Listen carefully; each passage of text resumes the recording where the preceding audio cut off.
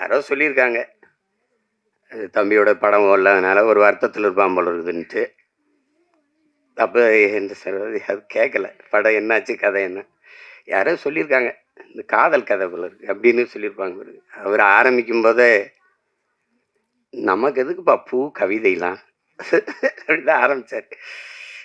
காதல்ங்கிறது பருவகால உணர்ச்சி, அது எல்லாருக்கும் இயற்கையில் வர்றதானே. தமிழர்களுக்கு இல்லாதது மானம் வீரம் ரெண்டும் தான் கொஞ்சம் குறைவாக இருக்கு.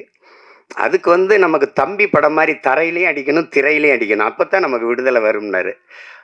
அதை செஞ்சுருக்கணும். இப்போ ஆனால் என்னைக்காவது ஒரு நாள் நான் எங்கள் அண்ணனுக்கு, அந்த சிவானனுக்கு சொல்கிறேன், இந்த இடத்துல என்னைக்காவது ஒரு நாள் உங்களுக்கு என்னால் ஏற்பட்ட இழப்பை நான் ஈடு செய்வேன்.